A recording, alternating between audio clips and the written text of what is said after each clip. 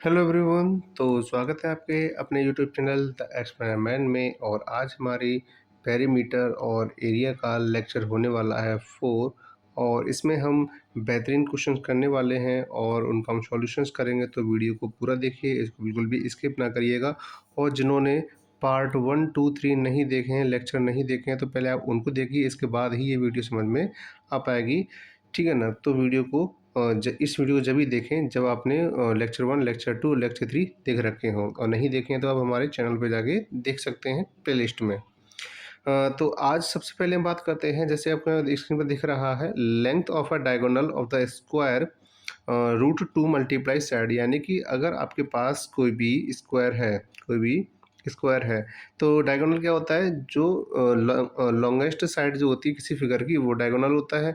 और डायगोनल की हमें लेंथ पता करनी है तो हम कैसे पता करेंगे, √2 को मल्टीप्लाई करेंगे साइड से। जो भी हमें साइड दी जाएगी, जैसे ए साइड दी गई है तो क्या हो जाएगा, √2 मल्टीप्लाई ए हो जाएगा। ठीक है। वहीं हम बात करें रेक्टेंगल के बारे में, तो रेक्टेंगल के लिए क्या है, रेक्टेंगल के लिए आपको कोई भी रेक्टेंगल जो दिया गया है, इसमें आपको जैसे मैंने बताया था कि रेक्टेंगल की जो अपोजिट साइड होती हैं वो क्या होती हैं, इक्वल होती हैं। तो ये आपकी लेंथ और ये आपकी ब्रेथ है।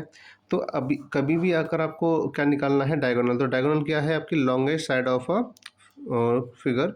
तो जो लॉन्गेस्ट साइड है उसी के हम क्या करेंगे, रूट लगाएंगे।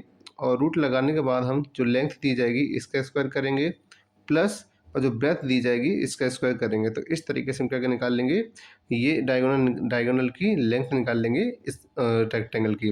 तो ये किसके लिए, आपका स्क्वायर के लिए है, और ये किसके लिए, आपका रेक्टेंगल के लिए है। ठीक है ना। तो चलिए अब क्वेश्चन पे ध्यान देते हैं। तो क्वेश्चन क्या है, क्वेश्चन कह रहा है आपसे, the perimeter and the area of a square are numerically equal, the length of the side of the square is। तो यहाँ पे क्या बोला जा रहा है, यहाँ पे बोला जा रहा है कि आपके पास क्या है, एक स्क्वायर है। क्या है, एक स्क्वायर है।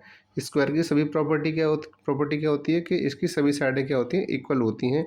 तो इसका पेरीमीटर, सबसे पहले पेरीमीटर क्या होता है, पेरीमीटर होता है इसका 4 मल्टीप्लाई साइड। क्या होता है, 4 मल्टीप्लाई साइड होता है। वहीं हम इसके एरिया के बारे में बात करें तो एरिया कितना होता है, वो होता है साइड का स्क्वायर या फिर साइड मल्टीप्लाई साइड। ठीक है। तो अब हमसे वो कह रहा है कि पेरीमीटर और एरिया दोनों ही क्या है, इक्वल हैं। दोनों ही क्या है, इक्वल हैं। तो 4 मल्टीप्लाई साइड क्या है, इक्वल है साइड के स्क्वायर के। ठीक है ना। अब हमें क्या करना है, अब हमें करना ये है कि हमें यहाँ पे बताना है कि अब इसकी जो लेंथ है क्या होगी, जो आपकी जो स्क्वायर की जो साइड है, जो साइड जो दी जा रही है हमें, ये साइड हमें क्या होगी, हमें ये पूछा जा रहा है। तो अगर हम ये देख लें, यहाँ पे अगर हम, ये स्क्वायर है, दूसरी तरफ जाएगा तो क्या हो जाएगा, 4 पे चढ़ जाएगा, 4 पे रूट लग जाएगा, और जब इससे बाहर निकलेगा तो क्या आ जाएगा, 2। तो इस तरीके से जो साइड निकल के आएगी वो कितना आएगा, आपका 2 यूनिट निकल के आ जाएगा। कितना आ जाएगा, 2 यूनिट। यूनिट क्योंकि यूनिट इसलिए लगाया क्योंकि कोई भी इस पर यूनिट दी नहीं गई है, इसी वजह से यूनिट लिखा गया है। ठीक है ना। अब आगे इसमें आपका अगला क्वेश्चन क्या कह रहा है, अगला क्वेश्चन है ये कि a rectangular park is 48 meter long and 34 meter wide. Find the cost of leveling the park at 12 per square meter। यानी कि एक रेक्टेंगुलर पार्क है, क्या है, एक रेक्टेंगुलर पार्क है। तो इस रेक्टेंगुलर पार्क की जो लेंथ दी गई है वो 48 मीटर है। ठीक है। और इसके साथ ही इसकी जो ब्रेथ दी गई है वो क्या है, 34 मीटर है। तो सबसे पहले हमें क्या बताना है, इसका लेवलिंग बताना। लेवलिंग क्या है, वो कॉस्ट दे रखा है पर स्क्वायर मीटर की। ठीक है। तो लेवलिंग निकालने के लिए सबसे पहले हम क्या निकालेंगे, इसका एरिया निकालेंगे। क्या निकालेंगे, एरिया निकालेंगे। एरिया क्या होता है, L मल्टीप्लाई B। तो अब हमें क्या करना है, करना ये है कि 48 का मल्टीप्लाई हम 34 में कर देंगे। और जब आप इसका मल्टीप्लाई करेंगे तो मल्टीप्लाई करने पर हमें क्या मिलेगा, हमें मिलेगा 1632 मीटर स्क्वायर। ठीक है, मीटर स्क्वायर। लेकिन हमें सिर्फ क्या नहीं चाहिए, एरिया तो चाहिए नहीं, हमें चाहिए इसकी कॉस्ट। लेकिन कॉस्ट पर मीटर, इस पर स्क्वायर मीटर की कॉस्ट दे रखी है। तो कॉस्ट निकालने के लिए हम क्या करेंगे, कॉस्ट निकालने के लिए जो हमने एरिया निकाला है 1632 उसमें हम मल्टीप्लाई करेंगे 12 से। किससे मल्टीप्लाई करेंगे? 12 से। और जब आप 12 से मल्टीप्लाई करेंगे तो 12 से मल्टीप्लाई करने पर कितना मिलेगा हमें? 12 से मल्टीप्लाई करने पर मिलेगा 19,584 रुपीज़। ठीक है, तो ये किस में दे रखा है आपके? 19,584 रुपीज़ ये दे रखा है ऑप्शन नंबर ए के अंदर। तो कभी भी आपको इस टाइप के क्वेश्चन दिए जा रहे हैं कि आपको लेंथ दी जा रही है, आपको ब्रेथ दी जा रही है और इस पर स्क्वायर मीटर की कॉस्ट भी दी जा रखी है। तो सबसे पहले आप क्या करिए, आप इस पर निकालिए सबसे पहले लेंथ। पहले क्या लेंथ दी गई है और ब्रेथ दी गई है, तो हम पहले निकालिए इसका एरिया। क्या निकालिए? पहले इसका एरिया। एरिया निकालने के बाद जो भी आंसर आएगा उसका जो सिंगल पर स्क्वायर मीटर पर स्क्वायर यूनिट जो भी दिया गया है उसमें मल्टीप्लाई करिए, आपका फाइनल आंसर इसमें आ जाएगा। अब इसके बाद हमें अगला क्वेश्चन क्या कह रहा है? अगला क्वेश्चन हमसे कह रहा है, a square and a rectangle have equal areas if each side of square is 24 centimetre and the width of a rectangle is 416 centimetre, then find the length of the rectangle. देखो question बहुत ही बढ़िया है। Question क्या कह रहा है? एक स्क्वायर है, एक स्क्वायर है और एक क्या है? एक रेक्टेंगल है। इन दोनों के एरिया क्या है? सेम है।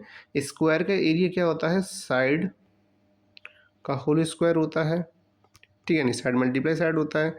और जबकि हम देखें जो रेक्टेंगल होता है उसका क्या होता है? एल मल्टीप्लाई बी होता है। साइड हमें दी रखी है स्क्वायर की कितनी? 24। तो हम क्या कर लेते हैं, इसको 2 टाइम्स लिख लेते हैं, ना कि अभी स्क्वायर करेंगे इसका। ठीक है, क्योंकि हमें कैलकुलेशन को ईजी रखना है।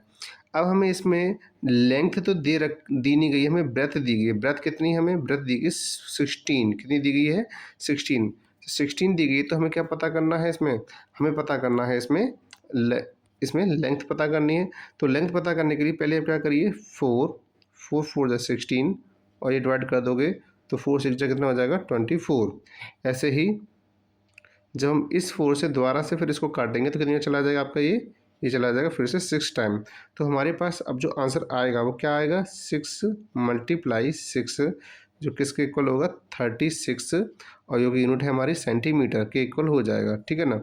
वैसे तो बहुत सरल था, इसको करने की तो बहुत ज़्यादा मतलब सोचने समझने की दिक्कत नहीं है, इसमें आसानी से क्वेश्चन का सॉल्यूशन हो सकता है। तो ये किसमें दे रखा है? ऑप्शन नंबर सी के अंदर दे रखा है, ये इसका राइट आंसर हो जाएगा। तो जब इसमें स्क्वायर और रेक्टेंगल दोनों का एरिया दिया गया तो पहले आप इनके एरिया को इक्वल कर दीजिए, फिर जो वैल्यू है पुट कर दीजिए और जिस साइड को आपको पता करना है उसे सामने रखिए और ब्रेथ से डिवाइड कर दीजिए किसमें? साइड मल्टीप्लाई साइड में। ठीक है, या फिर ये कहें एरिया ऑफ स्क्वायर में। अब आपकी स्क्रीन पर आपका अगला क्वेश्चन क्या है?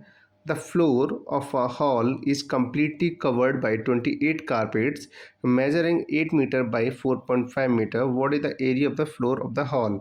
एक हॉल है। अब हॉल है, कोई भी घर बनाया जाता है मैक्सिमम केसेस में कैसा होता है? एक रेक्टेंगुलर होता है। तो रेक्टेंगुलर में 28 कारपेट्स बिछाए गए हैं, तो इसमें से जो एक कारपेट है उसकी बता दी गई है क्या? मेजरमेंट क्या है? लेंथ है 8 मीटर और इसकी जो ब्रेथ है वो कितनी दी गई है? 4.5 मीटर। ठीक है ना। अब हमें क्या करना है? सबसे पहले क्या कर देना होगा? हमें एरिया निकालना होगा एक कारपेट का। क्या कर देना होगा? एरिया निकाल देना होगा 8 कारपेट का। 8 मीटर मल्टीप्लाई 4.5 मीटर। तो जब हम इन दोनों का मल्टीप्लाई करेंगे, मल्टीप्लाई करने पर हमें कितना मिलेगा? 360 मिलेगा। अब क्योंकि इसमें एक डिजिट पहले पॉइंट है तो यहाँ भी एक डिजिट पहले पॉइंट लगा देंगे और हमारे यहाँ निकल के आएगा मीटर स्क्वायर। लेकिन ये जो हमारा निकल के आया है वो क्या है? ये है आपका एक कारपेट का एरिया, जबकि हमें चाहिए कितना? 28 कारपेट का एरिया। तो हम क्या करेंगे? Area of 8 carpets. ठीक है ना। तो कारपेट्स का हम क्या करें? 28 का मल्टीप्लाई 36.0 है तो हम 0 हटा देंगे, सीधे सीधे हम क्या करेंगे? 36 का मल्टीप्लाई कर देंगे। मल्टीप्लाई करने पर हमें कितना मिलेगा? जब हम इन दोनों का मल्टीप्लाई करेंगे तो हमें निकल के आएगा हमारे पास 1008 मीटर स्क्वायर। जो कि क्या है हमारे जो कंप्लीट हॉल का जो 28 कारपेट बिछे हुए थे उसका पूरे का क्या है एरिया है, जो कि इसमें आपके ऑप्शन नंबर ए के अंदर दे रहा है। तो आपके एग्जाम्स के अंदर जब भी इस टाइप के क्वेश्चन आए तो आपको बिल्कुल भी पैनिक नहीं होना है, घबराना नहीं है बिल्कुल भी। आपको शांत से बिल्कुल पहले क्वेश्चन पढ़ना है, फिर इसको समझना है और फिर इसका सॉल्यूशन यहाँ पे कर देना है आराम से। और सॉल्यूशन करके क्या करिए आप उसका आंसर टिक कर दीजिए, जो भी आंसर आपका आएगा। अब हम बात करते हैं अगले क्वेश्चन में। जो क्वेश्चन आपको क्या कह रहा है, a wall of a hall is square shaped with each side measuring 16 metre. Find the cost of making a design on it at the rate of 7.5 per square metre. देखिए अभी जो क्वेश्चन हमने किया था रेक्टेंगल पे based किया था, बिल्कुल वैसा ही है, लेकिन यहाँ पे क्या कह रहा है कि यहाँ पे एक रूम है, एक कमरा है, ये ठीक है, ये एक हॉल है। उस हॉल की जो दीवार है वो कैसी आपकी स्क्वायर शेप्ड है, कैसी है स्क्वायर शेप्ड है। तो इसकी जो साइड दी गई है, इसकी क्या दी गई है, साइड दी गई है। साइड कितनी दी गई है, 16 दी गई है, 16 मीटर। तो हमें सबसे पहले क्या करना पड़ेगा, हमें सबसे पहले ये करना पड़ेगा कि इसमें हमें क्या निकालना है, एरिया निकालना है। एरिया क्या होता है, साइड मल्टीप्लाई साइड होता है, तो 16 मल्टीप्लाई 16। और 16 जैसे आप जानते हैं 16 का स्क्वायर कितना होता है, 256 होता है। तो कितना हो जाएगा, 256 मीटर स्क्वायर। लेकिन अभी वो हमसे क्या कह रहा है कि हमें ना पूरे डिज़ाइन बनानी है। तो डिज़ाइन बनाने के लिए हमें क्या करना है, इसकी कॉस्ट बतानी है, जबकि हमें पर स्क्वायर मीटर की कॉस्ट दे रखी है। तो हम क्या करेंगे, कॉस्ट निकालने के लिए हम जैसे हमने लास्ट क्वेश्चन में किया था, हम 7.5 का मल्टीप्लाई 256 में कर देंगे, ठीक है ना। और जब हम इन दोनों का मल्टीप्लाई करेंगे तो हमें आंसर मिलेगा 1920, जो हमारी क्या होगी, जो पूरे दीवार की यानी कि जो एरिया निकला था 256 मीटर स्क्वायर का जो एरिया निकला था उसकी कॉस्ट निकल आएगी। ठीक है, जो हमें कहाँ दे रखा है, ऑप्शन नंबर डी के अंदर दे रखा है ₹1920। ठीक है, तो आई होप कि आपको ये पूरी वीडियो की जो क्वेश्चन कराए हैं वो समझ में आए होंगे। ठीक है, तो अब मिलते हैं अगली वीडियो में, तब तक के लिए आप खुश रहें, पढ़ते रहें, स्वस्थ रहें।